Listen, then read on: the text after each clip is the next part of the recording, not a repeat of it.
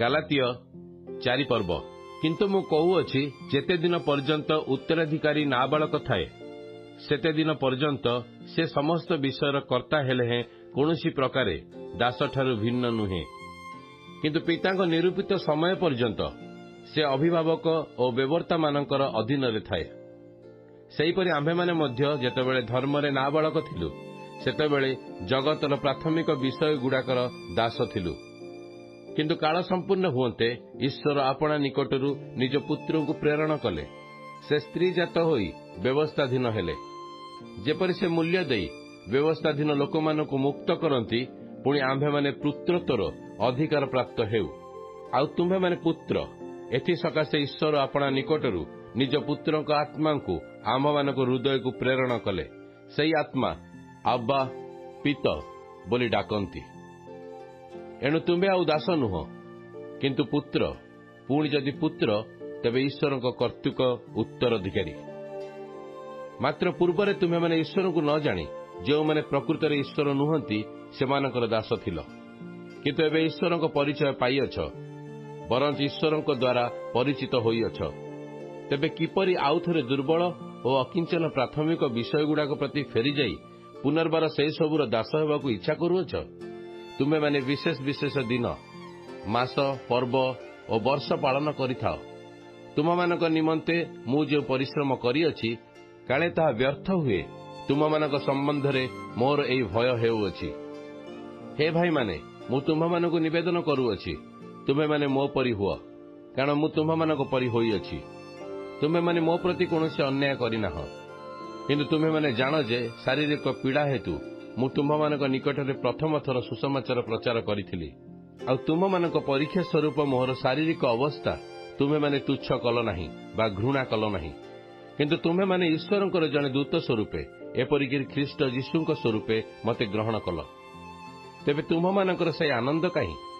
କାରଣ ମୁଁ ତୁମ୍ଭମାନଙ୍କ ପକ୍ଷରେ ସାକ୍ଷ୍ୟ ଦେଉଅଛି ଯେ ଅସମ୍ଭବ ହୋଇଥିଲେ ତୁମେମାନେ ଆପଣା ଆପଣାର ଚକ୍ଷୁ ଉତ୍ପାଟନ କରି ମୋତେ ଦେଇଥାନ୍ତ। ଅତଏବ ମୁଁ ତୁମ୍ଭମାନଙ୍କୁ ସତ୍ୟ କହିବାରୁ କି ତୁମମାନଙ୍କର ଶତ୍ରୁ ହୋଇଅଛି? ସେମାନେ ତ ତୁମମାନଙ୍କ ବିଷୟରେ ଉଦ୍ଯୋଗୀ, କିନ୍ତୁ ଭଲ ଅଭିପ୍ରାୟରେ ନୁହେଁ, ବରଂ ତୁମେମାନେ ଯେପରି ସେମାନଙ୍କ ବିଷୟରେ ଉଦ୍ଯୋଗୀ ହୁଅ, ଏଥି ନିମନ୍ତେ ସେମାନେ ତୁମ୍ଭମାନଙ୍କୁ ମୋଠାରୁ ପୃଥକ୍ କରିବାକୁ ଇଚ୍ଛା କରୁଛନ୍ତି। କେବଳ ମୁଁ ତୁମ୍ଭମାନଙ୍କ ସହିତ ଥିବା ସମୟରେ ନୁହେଁ, ମାତ୍ର ସବୁ ସମୟରେ ଉତ୍ତମ ବିଷୟରେ ଉଦ୍ଯୋଗୀ ହେବା ଭଲ। ହେ ମୋର ପିଲାମାନେ, ଯେ ପର୍ଯ୍ୟନ୍ତ ତୁମ୍ଭମାନଙ୍କଠାରେ ଖ୍ରୀଷ୍ଟ ମୂର୍ତ୍ତିମାନ ହୋଇନାହାନ୍ତି, ସେ ପର୍ଯ୍ୟନ୍ତ ତୁମ୍ଭମାନଙ୍କ ସକାଶେ ପୁନର୍ବାର ପ୍ରସବ ବେଦନାରେ ବ୍ୟଥିତ ହେଉଅଛି। ମୁଁ ଯେପରି ବର୍ତ୍ତମାନ ତୁମ୍ଭମାନଙ୍କ ନିକଟରେ ଉପସ୍ଥିତ ହୋଇ ଅନ୍ୟ ଭାବରେ କଥା କହିପାରନ୍ତି, ଏହା ମୋର ଇଚ୍ଛା, କାରଣ ମୁଁ ତୁମ୍ଭମାନଙ୍କ ବିଷୟରେ ହତବୁଦ୍ଧି ହେଉଅଛି। ବ୍ୟବସ୍ଥାର ଅଧୀନ ହେବାକୁ ଇଚ୍ଛା କରୁଅଛ ଯେ ତୁମ୍ଭେମାନେ? ମୋତେ କୁହ ତ, ତୁମ୍ଭେମାନେ କ'ଣ ବ୍ୟବସ୍ଥାର ବାକ୍ୟ ଶୁଣୁନାହଁ? କାରଣ ଲେଖା ଅଛି, ଅବ୍ରାହମଙ୍କର 2ଟି ପୁତ୍ର ଥିଲେ, ଜଣେ ଦାସୀଠାରୁ ଆଉ ଜଣେ ସ୍ୱାଧୀନା ସ୍ତ୍ରୀଠାରୁ ଜାତ। ଯେ ଦାସୀର ପୁତ୍ର, ସେ ଶାରୀରିକ ଭାବାନୁସାରେ ଜାତ ହେଲା, ମାତ୍ର ଯେ ସ୍ୱାଧୀନା ସ୍ତ୍ରୀର ପୁତ୍ର, ସେ ପ୍ରତିଜ୍ଞା ବଳରେ ଜାତ ହେଲା।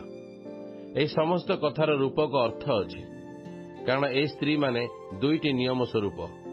ଗୋଟିଏ ନିୟମ ସିୟନ ପର୍ବତରୁ ଉତ୍ପନ୍ନ, ତାର ଦାସତ୍ୱ ନିମନ୍ତେ ସନ୍ତାନ ପ୍ରସବକାରିଣୀ ହାଗାର ସେଥିର ନିଦର୍ଶନ। ହାଗାର ଏହି ଶବ୍ଦ ଆରବରେ ସିନାୟ ପର୍ବତକୁ ବୁଝାଏ। ପୁଣି ତାହା ବର୍ତ୍ତମାନ ଜେରୁସାଲେମର ସମତୁଲ୍ୟ। ଏ ଆପଣା ସନ୍ତାନମାନଙ୍କର ସହିତ ଦାସତ୍ୱରେ ରହିଅଛି।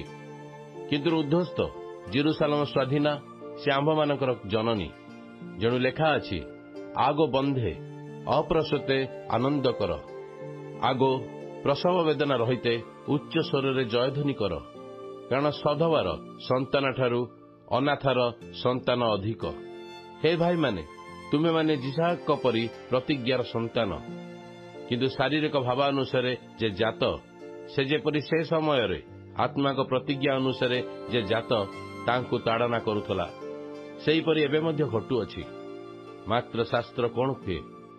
ନା, ଦାସୀ ଓ ତାର ପୁତ୍ରକୁ ବାହାରି କରିଦିଅ, କାରଣ ଦାସୀର ପୁତ୍ର ସ୍ୱାଧୀନା ସ୍ତ୍ରୀର ପୁତ୍ର ସହିତ ଉତ୍ତରାଧିକାରୀ ହେବ ନାହିଁ। ଅତଏବ ଭାଇମାନେ, ଆମ୍ଭେମାନେ ଦାସୀର ସନ୍ତାନ ନୋହୁଁ, କିନ୍ତୁ ସ୍ୱାଧୀନା ସ୍ତ୍ରୀର ସନ୍ତାନ।